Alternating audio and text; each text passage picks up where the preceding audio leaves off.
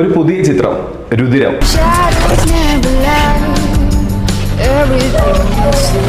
No character in this film will stay in a black and white tone. എല്ലാരും grey തന്നെ. ഒരു അസ്ത്രവിദ്യ നടത്തുന്നു, അതിനിടയിൽ വേറെ കുറച്ച് ആക്ഷൻ സീക്വൻസുകളൊക്കെ ചെയ്യുന്നു. ആക്ഷൻ സീക്വൻസുകൾ കൂടുതൽ ചെയ്യേണ്ടി വന്നിട്ടുണ്ടോ? ചെയ്തിട്ടുണ്ട്, അത്യാവശ്യം നല്ലോണം ഉണ്ട്. രാഷ്ട്രീയ പാർട്ടികളുടെയും ക്യാമ്പയിൻ പോലും നടത്തിയിട്ടുള്ള PR പോലും നടത്താൻ വേണ്ടിയുള്ള വർക്കുകളിൽ സംവിധായകൻ എന്നുള്ളതിൽ പങ്കാളിയായിട്ടുണ്ട്. സിനിമയിലേക്ക് വരുമ്പോഴേക്കും എന്തെങ്കിലും അതിൽ നിന്ന് അഡോപ്റ്റ് ചെയ്തിട്ടുണ്ടോ? ഇതിനൊരു ആർട്ട് ഫോം ആയിട്ട് നമ്മൾ കാണുന്നത്. അവിടെ ആർട്ട് എന്ന് പറയുന്നത് ഈ ബിസിനസ്സും അല്ലെങ്കിൽ അതിൻ്റെ ഒരു മാർക്കറ്റിംഗും ആണ്. ഇവിടെ നമുക്ക് ഈ പ്രൊഡക്റ്റ് സംസാരിക്കണം.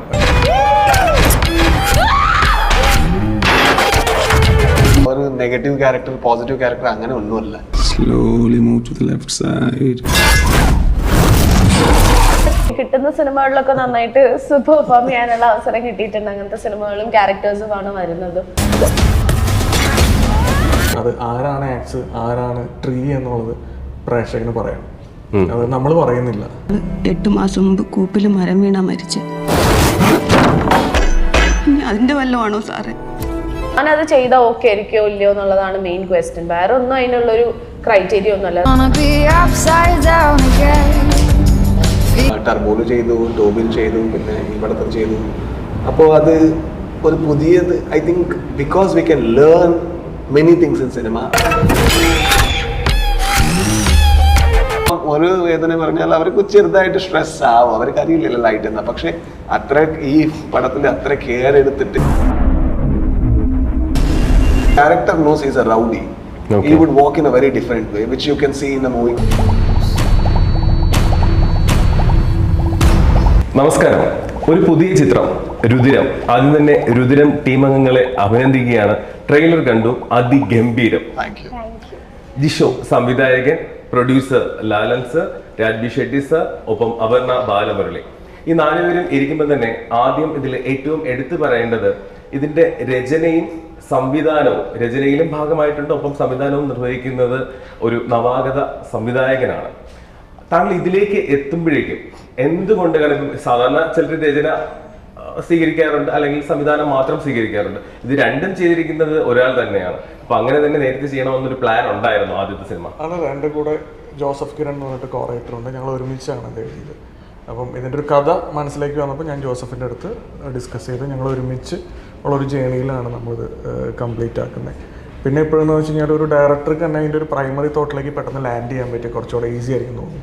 അതിനേക്കാളും നന്നായിട്ട് എക്സ്പീരിയൻസ് ചിലപ്പം പറയാൻ പറ്റിയ രാജ് സാറിനായിരിക്കും. കാരണം നമ്മൾ ആദ്യം കാണുന്ന ക്യാരക്ടേഴ്സിലോട്ടാണല്ലോ പിന്നെ നമ്മൾ ട്രാവൽ ചെയ്യുന്നത്. എപ്പോഴും മറ്റൊരാൾ എഴുതിയിട്ടുള്ള ഒരു ബൗണ്ടഡ് സ്ക്രിപ്റ്റ് നമുക്ക് കിട്ടുമ്പോൾ നമ്മളെപ്പോഴും ഒരു ടൈം എടുക്കും, അതിലേക്ക് ഇന്നാവാനായിട്ടുള്ള ഒരു ടൈം എടുക്കും. അപ്പോൾ ആ ഒരു എന്താ പറയുക, ഈസി വേ ഇതിൻ്റെ അകത്തുണ്ട്. അതാണ് ഡിഫറൻസ്.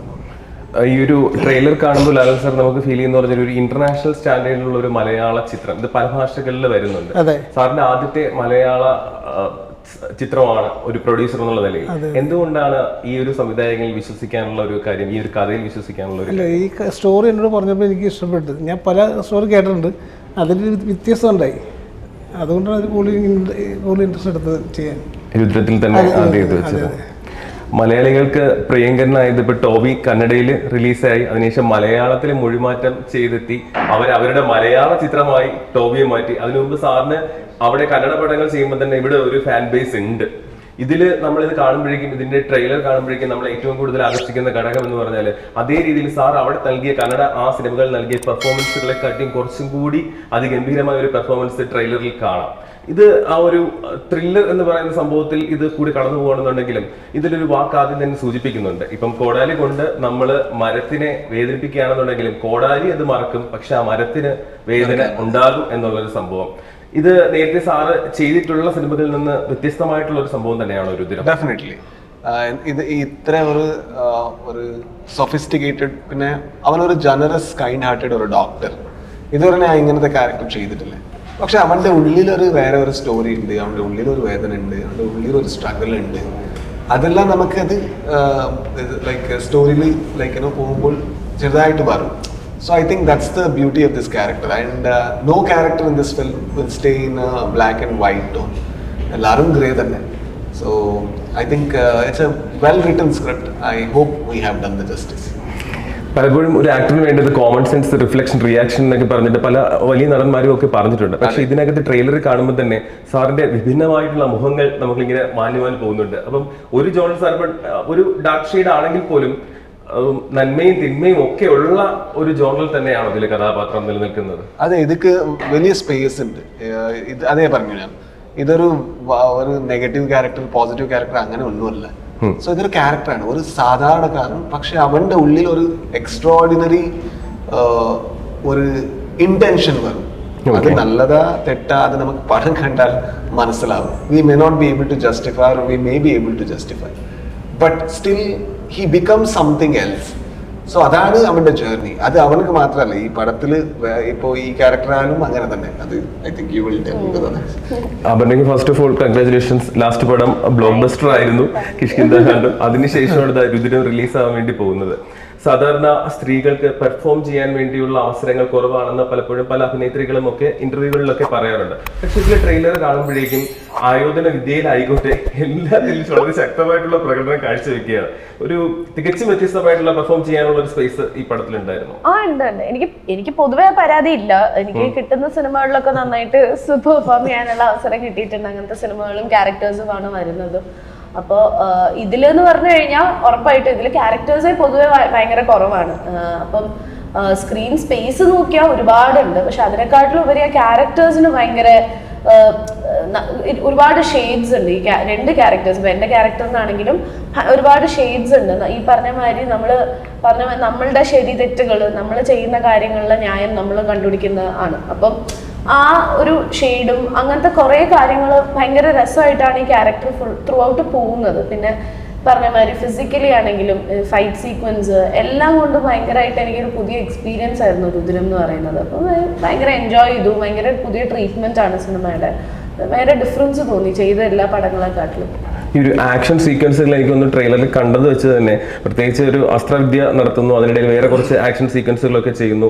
അപ്പം ഇതിൽ ആക്ഷൻ സീക്വൻസുകൾ കൂടുതൽ ചെയ്യേണ്ടി വന്നിട്ടുണ്ടോ? ചെയ്തിട്ടുണ്ട്, അത്യാവശ്യം നല്ലോണം ഉണ്ട്. പക്ഷെ അതൊക്കെ ഭയങ്കര എന്താ പറയാ, നമ്മൾ മറ്റേ അൺറിയലിസ്റ്റിക് ആയിട്ടൊന്നും ചെയ്തിട്ടില്ല. ഭയങ്കര ഭയങ്കര റൂട്ടഡ് ആയിട്ടുള്ള നല്ല കൊറിയോഗ്രാഫിയാണ് മൊത്തം ഈ ഫൈറ്റ് സീക്വൻസിൽ പോകുന്നത്. പിന്നെ അതിൻ്റെതായിട്ടുള്ള ട്രെയിനിങ്ങും കാര്യങ്ങളൊക്കെ അതിന് മുന്നേ കിട്ടിയിട്ടുണ്ടായിരുന്നു.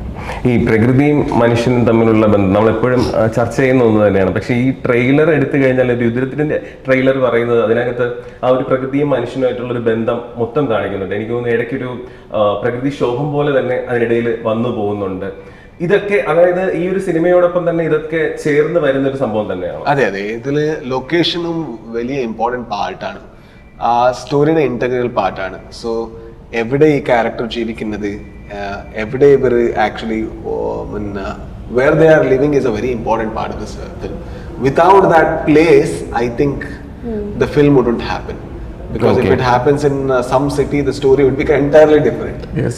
Because it's a absolutely isolated land which is beautiful in nature.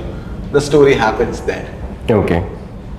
ഈ ഫസ്റ്റ് പടമാണ്. അപ്പോൾ സാധാരണ പലപ്പോഴും നമുക്കിങ്ങനെ സിനിമയ്ക്ക് ആൾക്കാരെ വേണമെങ്കിൽ എൻ്റർടൈൻ ചെയ്യിപ്പിക്കാം, ഒരു കോമഡി പടമായിരിക്കാം. പക്ഷെ അതിൽ നിന്നെല്ലാം വിഭിന്നമായിട്ട് ഒരു പ്യുവർ സിനിമ അതിന് തന്നെ ജനങ്ങളിലേക്ക് എത്തിക്കണം എന്നുള്ളൊരു തീരുമാനം ആദ്യമേ ഉണ്ടായിരുന്നു ഡയറക്ടറിന്? അങ്ങനെയല്ല, നമ്മൾ എപ്പോഴും ചെയ്യുന്ന സിനിമകൾ നമ്മൾ എവിടേക്കോ കണ്ടു പറഞ്ഞ കാഴ്ചകളോ അല്ലെങ്കിൽ നമ്മൾ എക്സ്പീരിയൻസ് ചെയ്യുന്നു എന്ന് ഞാൻ പറയുന്നില്ല. ചിലപ്പോൾ നമ്മുടെ കൂട്ടുകാരോ അല്ലെങ്കിൽ നമുക്ക് പരിചയമുള്ളതായിരിക്കും നമ്മൾ പറയാൻ ശ്രമിക്കുക. അല്ലെങ്കിൽ ചിലപ്പോൾ എപ്പോഴെങ്കിലും നമ്മളുടെ ഇമോഷൻസിലൂടെ പോയിട്ടുള്ള ചില കാര്യങ്ങളാവും. ആ ഒരു തോട്ടിൽ നിന്നായിരിക്കും ചിലപ്പോൾ നമുക്കൊരു എൻ്റയർ സബ്ജക്റ്റ് തന്നെ നമ്മൾ ഡെവലപ്പ് ചെയ്ത് വരും. അപ്പം ഇതിൽ ഈ മാത്യു എന്ന് പറയുന്ന ക്യാരക്ടർ എനിക്ക് അങ്ങനെ റിലേറ്റ് ചെയ്യാൻ എൻ്റെ സർക്കിളിൽ 1-2 പേരായിട്ട് ഞാൻ പറഞ്ഞു. മാത്യുവിന് ഒരുപാട് ഷെയ്ഡ്സ് ഉണ്ട്. അതിൽ ചില ഷെയ്ഡ്സാണ് ഞാൻ പറയുന്നത്. അത് എന്താ പറയുക, അതിൻ്റെ മോട്ടീവും അത്തരം കുറേ കാര്യങ്ങളൊക്കെ ചൈൽഡ്ഹുഡിൽ പലരെയും നമ്മൾ കണ്ടിട്ടുണ്ട്. അപ്പം അതെനിക്ക് ഭയങ്കര കണക്ട് ചെയ്യാൻ പറ്റിയൊരു കാര്യമായിരുന്നു. അപ്പോൾ മാത്യു ആണ് നമ്മളിലേക്ക് ഫസ്റ്റ് വരുന്ന ആൾ. പിന്നീട് ഈ പറയുന്ന സ്വാതി എന്ന് പറയുന്ന ക്യാരക്ടറും സ്വാതി എവിടെയാണ്, ഇവർ തമ്മിലുള്ള കണക്ഷൻ എങ്ങനെയാണ് എന്ന് പറയുന്നത്. അപ്പം അവിടെയാണ് ഈ പറയുന്ന ഈ ക്യാപ്ഷൻ ഭയങ്കര ഇമ്പോർട്ടൻ്റ് ആവുന്നത്, the axe forgets but the tree remembers എന്ന്. അപ്പം ഇത് തന്നെയാണ് ഇവരുടെ ഒരു കണക്ഷൻ പോയിന്റ് ഈ സിനിമയിൽ. അത് അവസാനം വരെ നിങ്ങൾക്ക് അങ്ങനെ തന്നെ ആ ഒരു കണക്ഷൻ കിട്ടും. ആ അവസാനത്തിൽ നമ്മളത് ഒരു ഓപ്പൺ എൻഡ് ആയിട്ടാണ് നമ്മൾ വയ്ക്കുന്നത്. അത് ആരാണ് ആക്സ് ആരാണ് ട്രീ എന്നുള്ളത് പ്രേക്ഷകന് പറയാം. അത് നമ്മൾ പറയുന്നില്ല, നമ്മുടെ സൈഡിൽ നിന്ന് പറയുന്നില്ല ഇയാളാണ് ട്രീ ഇന്ന ആളാണ് ആക്സ് എന്നുള്ളത്, അത് പ്രേക്ഷകന് പറയാം. ഓക്കെ, നമ്മളിപ്പോൾ സാധാരണ ഈ വാളെടുത്തവൻ വാളാൽ എന്നൊക്കെ പറഞ്ഞിട്ട് പല സംഭവങ്ങളും ഒക്കെ നേരത്തെ തന്നെ വന്നിട്ടുണ്ട്, അതൊരു ബേസ് ചെയ്തിട്ടുള്ള സംഭവങ്ങൾ പോയിട്ടുണ്ട്. പക്ഷേ ഇതിലിപ്പോൾ ഈ കഥ ഇങ്ങനെ പറഞ്ഞു പോവുകയാണെന്നുണ്ടെങ്കിലും ട്രെയിലർ സൂക്ഷ്മമായി ശ്രദ്ധിച്ചു കഴിഞ്ഞാൽ അതിൻ്റെ അകത്തൊരു നായക്കുട്ടിയും അപ്പം ഒരു എലിക്കുഞ്ഞൊക്കെ ഇങ്ങനെ ഇതിൻ്റെ അകത്ത് കിടന്ന് ഇത് ചെയ്യുന്നുണ്ട്. പക്ഷേ നായക്കുട്ടിയൊക്കെ എന്ന് പറഞ്ഞാൽ സത്യം പറഞ്ഞാൽ മനുഷ്യരോടൊപ്പം തന്നെ അവരും അഭിനയിക്കുന്നത് തന്നെ കാണാം. കാരണം അത്രയ്ക്ക് എന്തോ ഒരു പേടിച്ചിരിക്കുന്നത് എന്തോ ഒരു സംഭവം പോലെ അവരും ഇതിനകത്ത് ഇത് ചെയ്യുന്നുണ്ട്. അപ്പം അങ്ങനെയുള്ള ജീവജാലങ്ങൾക്കെല്ലാം ഇമ്പോർട്ടൻസ് ഉള്ള ഒരു സിനിമ കൂടി തന്നെയാണ്. നേച്ചർ ഭയങ്കര ഇമ്പോർട്ടൻ്റ് ആണ് ഇതിൻ്റെ അകത്ത്. ഇപ്പം ഒരു പിക്കു എന്ന് പറഞ്ഞിട്ടൊരു ബീഗിളുടെ ഡോഗിൻ്റെ ഒരു ട്രാവൽ ഉണ്ട്.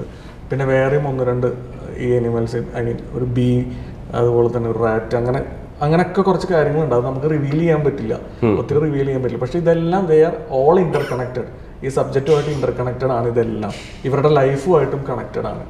ഇപ്പൊ അങ്ങനെ പറയാൻ പറ്റുള്ളൂ, അത് സിനിമ കാണുമ്പോൾ നിങ്ങൾക്ക് മനസ്സിലാവും. ഓക്കെ, രാജ് സാറ് ഇപ്പോൾ അദ്ദേഹം പുതുമുഖ സംവിധായകനാണ്. അദ്ദേഹം ഈ കഥയുമായി സാറിനോട് സാറിനെ സമീപിച്ചപ്പോൾ സാർ എന്തുകൊണ്ടാണ് ഇതിന് യെസ് എന്ന് പറഞ്ഞത്? അതെ, ഫസ്റ്റ് ക്യാരക്ടർക്ക് വേണ്ടി. സോ ഇതിൽ ഉള്ള എല്ലാ ക്യാരക്ടറും നന്നായിട്ട് എഴുതിയിട്ടുണ്ട്. സോ അതിൽ നോർമലി ഒരു കമേഴ്ഷ്യൽ പടത്തിൽ ഈ ഒരു ലേയേഴ്സ് കിട്ടില്ല, ഒരു ഡെപ്ത് ഇല്ലാതെ പോകും. സോ ഇതിൽ അങ്ങനെ ഒന്നുമില്ല. ഈ ക്യാരക്ടർ ഈവൻ നല്ലവെന്ന് I mean we don't know, like you know he is very good. He can be very emotional, he can be very sensitive, and even other characters, they can be absolutely gentlemen, but they will have a past, so which is very scary. So അപ്പോൾ ആ ആംഗിളിൽ കാണുമ്പോൾ എനിക്ക് അത് ഇഷ്ടപ്പെട്ടില്ല. ഇതൊരു നന്നായിട്ട് എഴുതിയിട്ടുണ്ട്. സോ ഈ ക്യാരക്ടർ എനിക്ക് ചെയ്യാൻ പറ്റുമോ? So can I explore this, because I haven't done this character till now. So let me explore. അതാണ് എൻ്റെ അപ്രോച്ച് ഈ പടത്തിൽ. അവന് എങ്ങനെയാണ് ഇപ്പം എന്താ പറയുക, അദ്ദേഹം ആദ്യമായിട്ടാണ് സംവിധാനം ചെയ്തത് ഈ ഒരു കഥ. ഇതിലേക്ക് വന്നപ്പോഴേക്കും ഫൈനലി പ്രോഡക്റ്റ് കണ്ടിട്ടുണ്ട്, പൂർണ്ണമായി കണ്ടോ, അല്ലെങ്കിൽ ഈ ഒരു ഷൂട്ടിംഗ് പ്രോസസ്സ് കഴിഞ്ഞപ്പോൾ എന്താണ് ഈ സിനിമയെ കുറിച്ച്?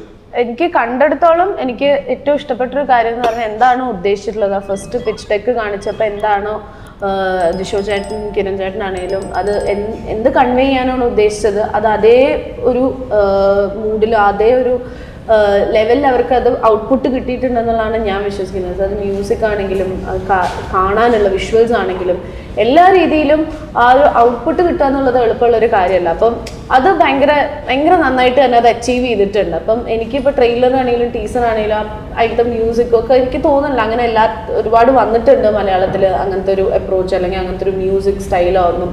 അപ്പോൾ അതൊക്കെ എനിക്ക് ഭയങ്കര എക്സൈറ്റിംഗ് ആയിട്ട് തോന്നുന്ന കാര്യങ്ങളാണ്. അത് തന്നെയാണ് ഏറ്റവും വലിയ വിജയം. കാരണം ആദ്യം എന്താണോ ആ ക്ലാരിറ്റി അവർക്കുള്ളതുകൊണ്ട് അത് ആ കറക്റ്റ് ഔട്ട്പുട്ട് എന്താണെന്നുള്ളത് വന്നിട്ടുണ്ട് സിനിമയിൽ എന്നുള്ളത്. ഓക്കെ, ഈ പ്രത്യേകിച്ച് അപർണയുടെ കഥാപാത്രങ്ങൾ നോക്കുകയാണെങ്കിൽ ഇപ്പം രായൻ എന്ന് പറഞ്ഞ ചിത്രം തമിഴിൽ ബ്ലോക്ക് ബസ്റ്റർ ആയിരിക്കുന്നു, അടുത്ത മലയാളത്തിൽ കിഷ്കിന്ധാകാന്ഡം, അതിനു മുമ്പ് ദേശീയ അവാർഡ് നേടുന്നു. അപ്പോൾ ഒരു റോൾ സെലക്ട് ചെയ്യുമ്പോഴേക്കും അപർണയെ സംബന്ധിച്ചിടത്തോളം കുറച്ചും കൂടി അത് സ്വന്തമായിട്ട് അത് വേണോ തോന്നലുകൾ കുറച്ചും കൂടി ഒരു ഇതായിട്ട് തോന്നുന്നുണ്ട്, ഒരു പ്രതിബദ്ധമായിട്ട് തോന്നുന്നുണ്ട്. ഇത് ഇങ്ങനെ എടുക്കണോ വേണ്ടെന്നുള്ളത് കുറച്ചും കൂടി ചൂസി ആയിട്ടുണ്ടോ? ചൂസി ആയിട്ടുള്ളത് ഏറ്റവും മെയിൻ ആയിട്ട് എനിക്കത് ഇഷ്ടപ്പെട്ടോ ഇല്ലയോ, അല്ലെങ്കിൽ ഞാനത് ചെയ്താൽ ഓക്കെ ആയിരിക്കോ ഇല്ലയോ എന്നുള്ളതാണ് മെയിൻ ക്വസ്റ്റ്യൻ. വേറെ ഒന്നും അതിനുള്ളൊരു ക്രൈറ്റീരിയ ഒന്നുമല്ല. നമ്മൾക്കൊരു കഥ കേൾക്കുമ്പോൾ നമുക്ക് അറിയാലോ നമ്മൾ ആ ക്യാരക്ടർ ചെയ്താൽ നല്ലതായിരിക്കും. ചിലപ്പോൾ അത് ചാലഞ്ചിങ് ആയിരിക്കും, അങ്ങനെയും ആവാം. നമ്മളിപ്പം എന്താ പറയുക, നമ്മൾ ഡിഫറെൻ്റ് ആയിട്ടൊരു ക്യാരക്ടർ ട്രൈ ചെയ്യാം ചിലപ്പോൾ. പക്ഷെ at the end of the day ആ ഒരു മൊത്തം കഥയും എല്ലാം ഒരുമിച്ച് വരുമ്പോഴാണ് എനിക്ക് കൂടുതൽ എന്താ പറയുക സന്തോഷം ഒരു സിനിമയുടെ ഭാഗമാവാം. എനിക്കിപ്പം ഭയങ്കര നല്ല ക്യാരക്ടർ ഉണ്ട്, പക്ഷെ ഇപ്പോൾ മൊത്തത്തിലുള്ള സ്റ്റോറി എനിക്ക് അത്രയും ഇഷ്ടപ്പെട്ടില്ലെങ്കിൽ ഞാൻ അത് കമ്മിറ്റ് ചെയ്യില്ല. അത് എനിക്ക് സിനിമ ആസ് സച്ച് വർക്ക് ആവണം. ഇപ്പൊ കിഷ്കിന്ധാകാന്ഡം ഞാൻ കമ്മിറ്റ് ചെയ്യുമ്പോൾ ഞാൻ എൻ്റെ ക്യാരക്ടർ അവർ നെറേറ്റ് ചെയ്ത രീതിയാണെങ്കിലും ആ ക്യാരക്ടർ ഒന്നും അല്ല നമ്മൾ നോക്കുന്നത്, നമ്മൾ അവരുടെ കൂടെ ട്രാവൽ ചെയ്യാണ്. Story was beautiful. അപ്പോൾ ആ സ്റ്റോറിയുടെ ഭാഗമാവണം എന്നുള്ളൊരു തോന്നൽ എനിക്കുണ്ടായിരുന്നു. അതുകൊണ്ടാണ് ഞാൻ കിഷ്കിന്ധ കമ്മിറ്റ് ചെയ്തത്. അപ്പം നമുക്ക് അങ്ങനെ ഓരോന്നിനും ഓരോ പോലെയാണ്. അപ്പം ഞാൻ മെയിനായിട്ട് പക്ഷേ സിനിമ ആസ് എ ഹോളാണ് ഞാൻ എപ്പോഴും കാണുന്നത്.